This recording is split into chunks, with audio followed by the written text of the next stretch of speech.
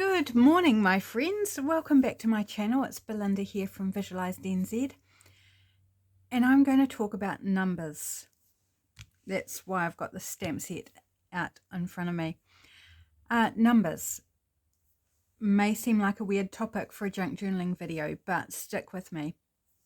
I was recently watching a video where the person said that they struggled to use numbers, and it really made me think. It was like, really? You may know I love using numbers. I use them a lot in my layering and my collage work when I'm layering ephemera. I just love them. I think they add a really cool element of interest and sometimes texture. So I thought, is there anyone else out there who either struggles to use numbers or likes the idea but is not quite sure how to use them? Or perhaps you would love to use numbers, but you don't know where to source them from, how to get them. So we're going to talk about all those things. Hopefully I remember everything because I haven't written a list or a script or anything. So I'm just going to sort of talk through some ideas. I have also got a couple of bits of ephemera that I could add some things to, some numbers to kind of give you a visual idea as well. Okay, so first off, numbers, stamp set. I have two main stamp sets with numbers. There's this one and there's a larger set in a grungier style. Love them. They are well used in my repertoire.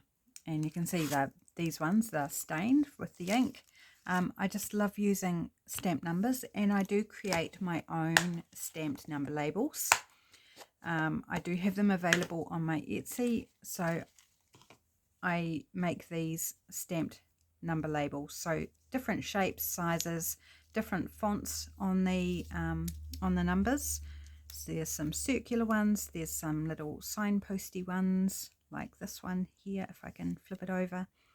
And then there's just a whole bunch of different frames, and I use all different colored inks. So whatever ink I've got, I pull it out and I have a ball stamping up numbers. So you can buy sets of these on my Etsy. I don't think they're super expensive. I think they're actually quite affordable if you don't want to go to the trouble of stamping your own. But if you love stamping, if you have some offcuts that you need to use up, I do have a video on making these. It's quite an old one. I'm not sure if I can find it. I'll try and link it if I can find it in my playlist. It is quite an old one. But I love making these and I love using them. Okay, so, oh, very loud there. Click, click.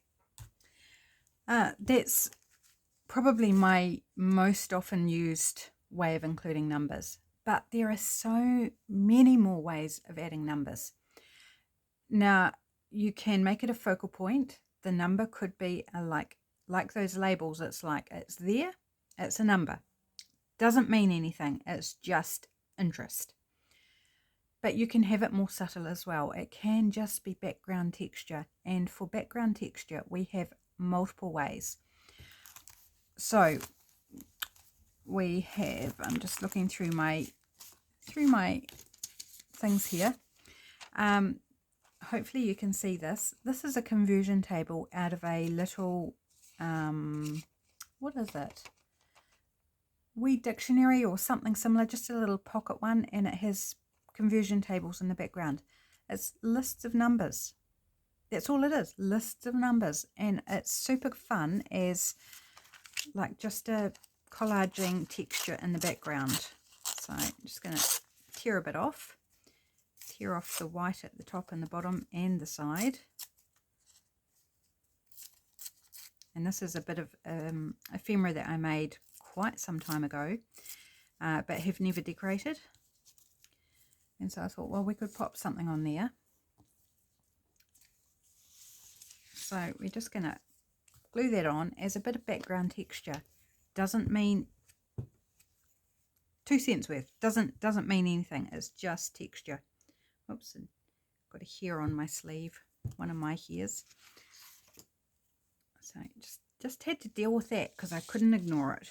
Right, so we're just going to pop it about there, and it's going to form a layer for a collage of bits. Now, if you are dealing with prompts where you have to include numbers and you struggle with that, it can simply be a textural layer where the numbers themselves are just texture. View them as texture, not as like, what does that number mean? It doesn't need to mean anything. It's just texture in the background. So that's one thing. Something like a conversion table. I've buried one of my other examples. Is it buried? What have I done with it? It was on my desk. Oh yeah, here we go. So a couple more examples of things that are similar. Here's a bit of sheet music, and it's got the numbers on the notes. So if you have something like this where it's got numbers as part of an overall thing, I don't know anyone who doesn't like using sheet music as a collage element. So they don't have to be like front and center. Even if it's a prompt, just needs to include numbers, right?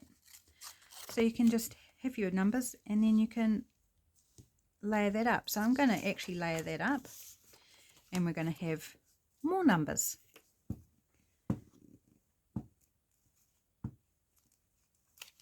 I hope this is helpful for somebody out there. Maybe give you a different look at numbers or a different way of using them, or perhaps some additional resources that you can get them from if you're struggling on that front, if you don't have a stamp set, for example. Okay, another one is this one sitting here. This is a index, and it's not a typical index like such and such is on page 3, page 69, whatever. This is actually a metrical index of tunes, so it's got a count of the metric beat, if you like. I don't know, is metrical and beat the same thing? But you know what I mean. I'm not a musician, so I don't know what I'm talking about. So it's got not your typical page 3, you will find XYZ. No, it's a different sort of index, but it's still an index, and it gives you the idea that you could do the same thing. You could layer up. Now, I don't think I'm going to add any other sort of piece like this to this, but indexes, back of the book, encyclopedias, dictionaries, whatever, you know, book of poetry, whatever you've got, go to the back, grab out part of the index, or conversely, the contents. So in the contents, you'll also get numbers for chapters and things like that. So in a novel, if you've got an old novel, or even like your classic Reader's Digest condensed books, at the beginning, they'll have the contents and it will have numbers. So there is those options. We also have maps. Now I've got a second piece of ephemera here which is made from a map, and there's one little number here, but often maps will have lots of numbers, and if I look closely I can see like distance, very small distance measurements on the map, but some maps are full, especially if it's like a bus route map. Do I have one actually? I should have some bus route maps. Give me a moment. I didn't think of them beforehand. I tried to think of as many things I could grab out as I could, but obviously not exclusive list. And I'm sure I will miss more. And I've just spotted something else I can grab out that we'll talk about soon. Come on. They're small, so I've got to dig in my bag for them. And I've got many, so why are they hiding? Here's another example of something. Oh, anyway, just take it for granted. A train route map, a bus route map, those sorts of things. They will give you numbers as well. And also added bonus of other texture. So win-win. They just need, well, I'm specifically thinking of like my Deal It Up challenge or things like that where you have a prompt, it might say numbers. The numbers don't have to be like, boom, there's a number. It can be way more subtle, and I've already said that. Okay, other things you can get numbers from, puzzles. So this is a,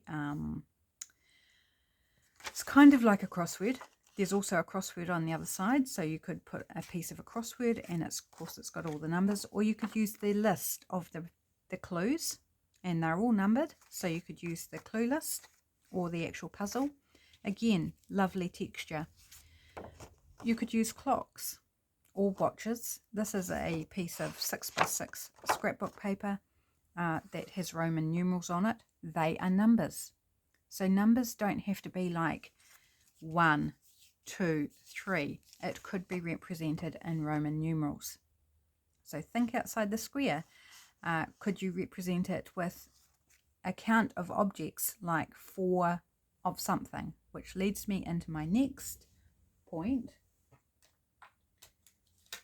of what you could use is a playing card. A playing card has numbers, but it also has the number of the items. Typically, not all cards do. There are some like fancy cards or theme cards that might have an image rather than the number of the items. So like there's 7 clubs here. So you could use a playing card. Pop it on, there's your numbers. I also have this book here, which I picked up from some second-hand place, don't remember where. Book of Patience card games. So if I didn't want to actually use an actual playing card, I could come into something like this and I could cut out the little card images or just tear out the page, put that on. That's numbers. Is there an index in here? Doesn't look like there's an index, but there is. Oh, the index is at the front. Who puts the index at the front? That's a bit weird, isn't it? Contents at the front, index at the back. That's how I would configure a book. That's how I'm used to books. Anyway, not important. But numbers, and there's, interesting. This has got a number of packs of cards that you need for the particular game. So you've got numbers there, and then you've got the page that the game is on in the book for how to play it. And then right before that, we have the contents. And I just spot another option here, publishing dates. List of different dates of publishing. Tear that out, add that as a text element, which has also got numbers. Are you seeing, like, there's so many places you could grab numbers from? There really is. Okay, so let's do a little sort of stack up here. Now, here's another idea. So I've got these 2 Janet and John reading books, old books. They don't have an index or contents, but they do have page numbers along the bottom and page numbers in colour. And I thought, as I was flicking through things that I could grab out to show you, to demonstrate, I was like, these strips of colour, and they're in different colours, what if we took those and layered them up as a background, so stripes, a stripy background which has numbers on it? Win-win. So there's another idea, and that's not one I've used, so that kind of got me thinking about different options of what we could do to add numbers. So there's that. Sorry, it's a bit cold this morning. My nose is starting to do things. So follow it up with a nice sip of my hot coffee while it's hot. So we've had playing card. You also have things like tickets. So, you know, these cheap little ticket books that you might have, or you might have real tickets. You know, if you've got a real ticket of whatever sort, like perhaps this London train one. It's got a time. It's got a 1 of 1. It's got ticket number up the top. It's got a date and time. So, you know, some sort of ticket that's got a number on. Layer it up. So all of these ideas are more background sort of layer texture ideas. Other game pieces like a Monopoly card. So title deed with the rental cost for the game of Monopoly. Or you could use the other side. It's got $50 on the back. Boom, done. Either side works. What about price labels. So these are from a bit of op shopping. One's actually got a date stamp on the back, so you can add, add a bit of that, of whatever price label you might have, another number. I just had a thought. No, it's vanished.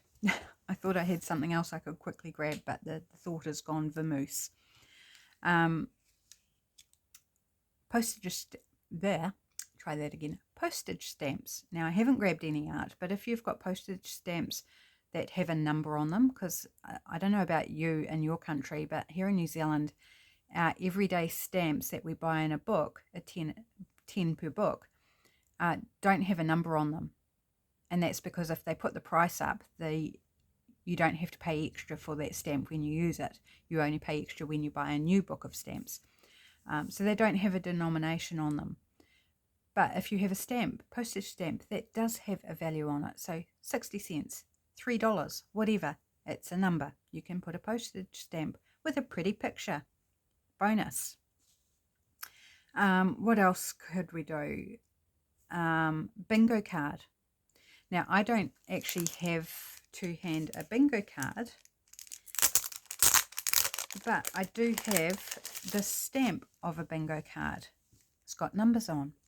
This is from Teresa Collins, Vintage Finds stamp set. Hopefully you can see it with that acetate on it. Stampable bingo card. Awesome. So numbers. And I see on the back there's a price sticker. $13.80 that cost me. I think I might have actually bought it secondhand. Yeah, I did. I bought it secondhand from somebody, so I did not pay that price. I paid less. But great, if you've got something like this that you can use over and over again, and that could be a piece of ephemera. Stamp it out, decorate it up, boom. Or you might use an actual bingo card as your base, and then you've got numbers. What else? So we've done music, crosswords or puzzles, index contents, labels, price tags. We haven't done labels. I'll talk about that in a moment.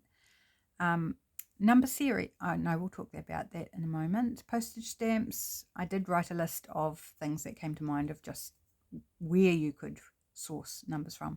Tickets, bingo card, clocks, stamps. One we haven't mentioned yet, which I do have a piece sitting here. Measuring tape.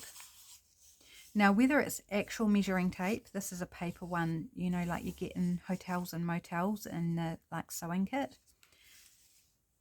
But you might have sewing tape, washi tape. I don't have any washi tape that I know of with numbers on, but I am sure there are washi tapes out there with numbers on. Or you could make some faux washi that is like measuring tape. Pop that on, boom, you've got numbers. And also it's interesting numbers, don't you think? I think there's something fascinating about measuring tape. So that's another idea for you. I think that's probably enough in terms of the background. Let's now look at focal numbers, or numbers that have a meaning. So if you really want there to be a meaning, sometimes it can be struggle. Well, what does this mean? What can I put on here that's going to mean something? Okay, so first obvious would be a date or a time. Okay, so it might be the date that you've made the ephemera. It might be a date that goes with the era of the piece that you're doing. So if you're doing a vintage style piece, you might put something on it that is like 1840. That indicates an older time that goes with the vintage style of your piece. This is not vintage, but this is actually more vintage. So it can refer to either the current time of when you're making the piece, if you want to record when you made it, or it can be historical to reference the era of what you're making. So if you're making like an Art Deco piece, then you would put a date that would work with that. So that's two ways of using dates that are more focal, that are more meaningful in your composition.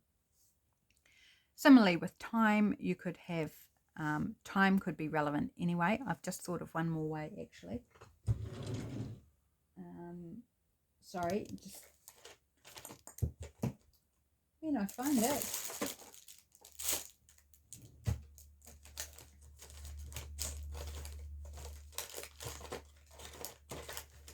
Obviously haven't used it for a while because it's, here we go. A date stamp. Simple, easy. Set it to your time. This is actually still set on 2024, so obviously I haven't used it since last year. September, it was set on September 24, so yeah, I haven't used it for a while. So you can set it to whatever date. Let's go to April. And today, what is today? I don't even know what today is. It must be like the 15th of April. I'll take a stab and we'll just say it's 15th of April. Stamp your piece. And you could even do it as a texture in the background by like just randomly stamping if that's your vibe. Okay, so back to what we were talking about. So time you can use in a similar way to date. So if there's a time that you want to record, you know, maybe if you're making a nighttime themed piece, you might want to put like 11:30 p.m. or something. Okay, also for focal, for some sort of meaning, maybe the price tag once again. So if you're actually doing a journal entry, you might have purchased something and you might want to pop the price tag. Or maybe you're doing a piece for a sewing journal, which maybe is revolving around a fabric swatch. And maybe you could do like a pretend price tag on your fabric swatch to say it was like, and then add like a / meter or yard or whatever measurement you use to indicate, well, that fabric is $1 per meter or $1 per yard or whatever. So you can, it doesn't have to be real, like it can still have a meaning.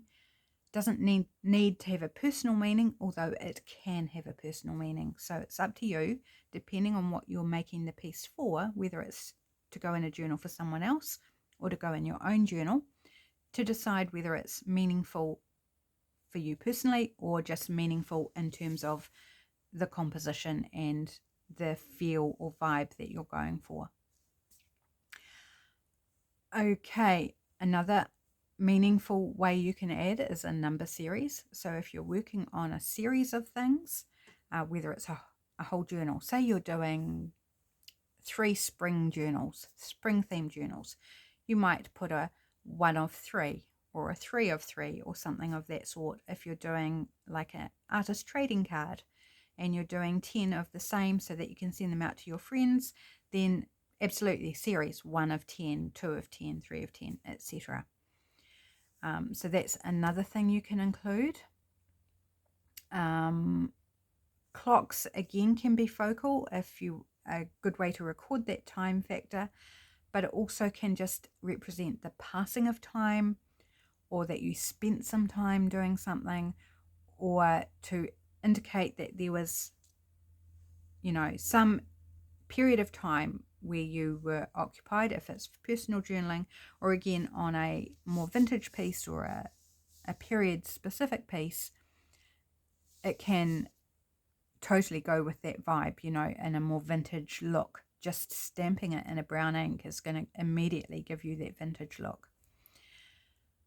Okay, we have other stamps that we can use. So we have everything from just like Agent 1929.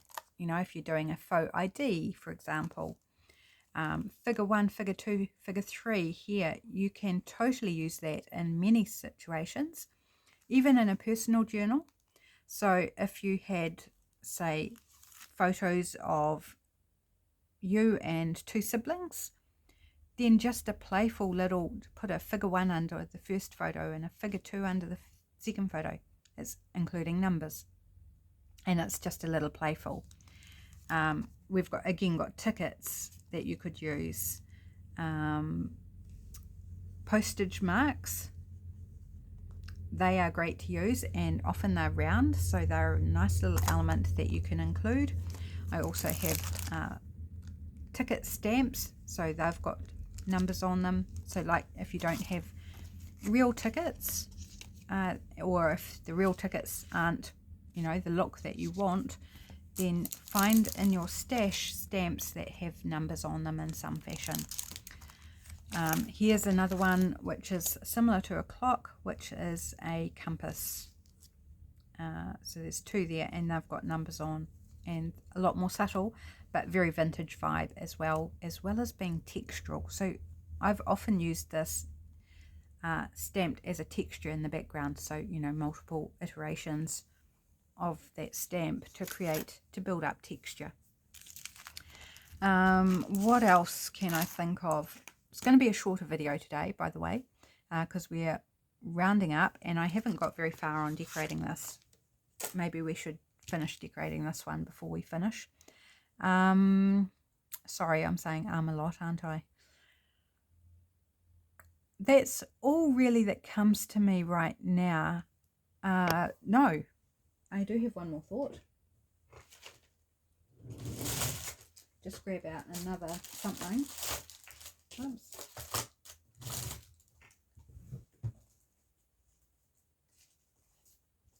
I don't know if this is going to be a good example or not. Magazines. So magazines will have a table of contents typically, but also they'll have like numbered photos or numbered, yeah, I don't know if this is a good example. Phone numbers. There's another idea. Phone books. If you've got an old phone book around, they're full of numbers, telephone numbers. Rip out a strip of numbers. There you go. There's a collage element and texture in the background. So I'm now sort of switching between focal and background depending what jumps into my brain. Like technique 2, technique 1. Like you could just cut out the technique 2, for example, and use that if it's relevant. If the word technique doesn't spark you, use the 2. And sometimes you'll get large numbers. I don't know if this one has large numbers in it. Well, here's a larger phone number. Here's a date. So like you could find a date in a magazine that's relevant for your piece and pop that in. Here's not quite the large numbers that I was looking for, but they're a little bit bigger. Yeah, it's not the best magazine for what I was trying to demonstrate, although look at this. It's got little numbers down here along with stitching and different ways of doing different stitching effects. How cool would that be as a little collage snippet? That would be fun. Do I have a better example?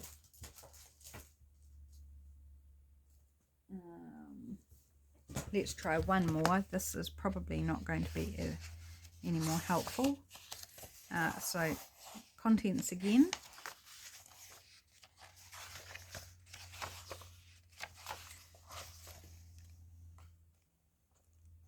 Yeah, no, this is not a good example either. There's not a lot of numbers in here. But check out your magazines because they often have cool numbers, or even newspapers. You know, regular old free newspapers, newspaper print. You'll find lots of numbers, whether it's in the classified ads at the back, or it's a big large advertisement, or any other ways that you'll see numbers used in there. Great, you can use those. Okay, I think to finish up, let's just work on this. So of course I don't want just numbers, I want some sort of focal element, because otherwise what is the point? You know, one does have to ask, what is the point?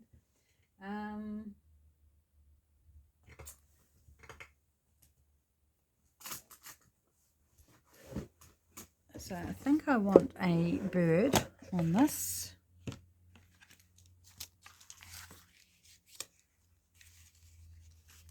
I was grabbing this owl out, but too big. That's a shame. I'm hoping to get something that's already cut out, fully cut out, that will work. that actually would be good if I could just, okay, let's do him.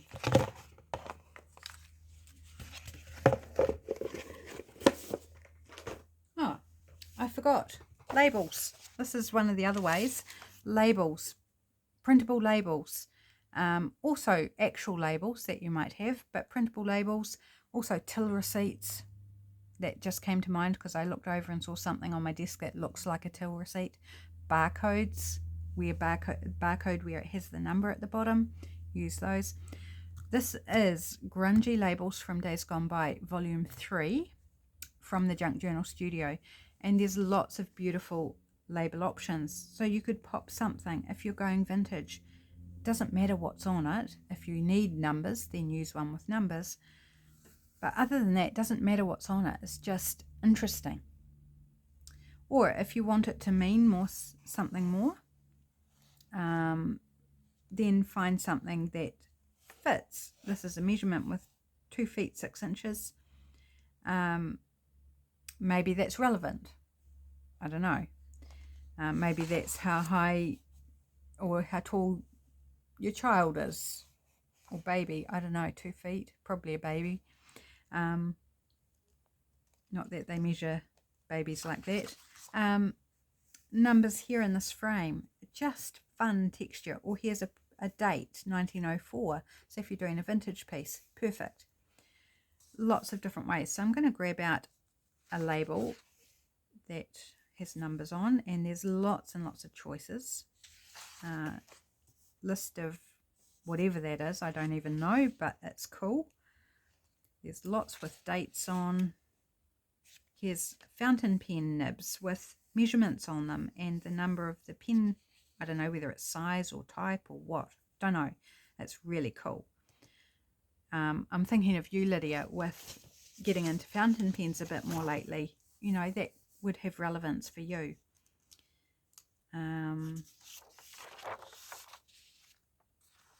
Just looking for something that will suit this piece over here. And we have maybe a blue one. There's a lot of blue on this. Choosing what colour you do it in will also dictate largely whether it's background or whether it's more focal.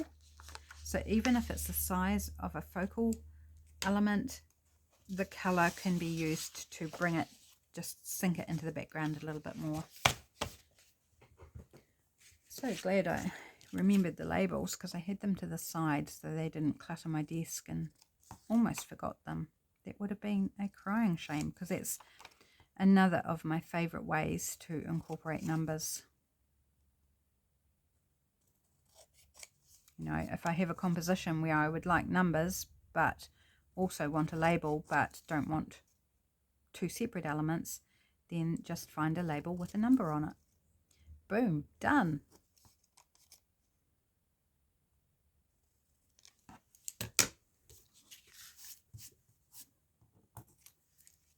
Okay, let's just snip that off. And I think I want this under the bird somewhere.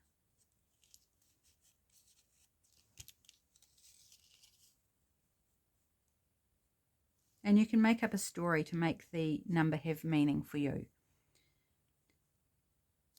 Maybe it's in the back of my mind when I'm making this, I'm thinking about someone who's turning 50.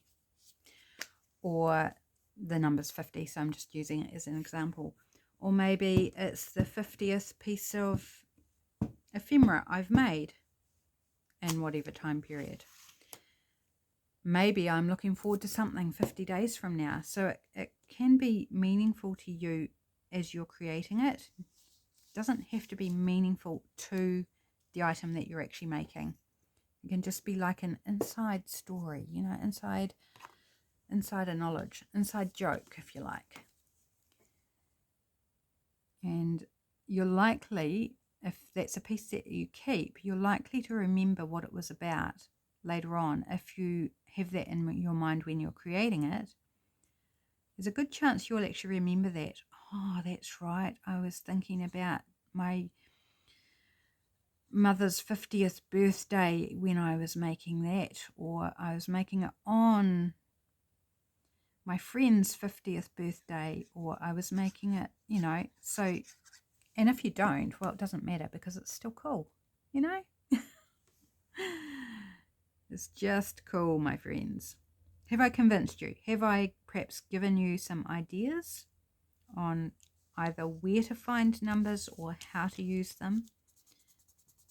Hopefully I've given you a little bit more freedom in using them, that's not, you know, not something that you're like, oh, numbers, what do I do with numbers? Maybe there's some ideas there that you can use. Okay, and then I think, where have I put them? So I've covered up a lot of that number. That's the other thing, is like you can put numbers on and then cover most of it up. That's perfectly acceptable in my book, because it just adds a peak of interest. And then we could go and find another number.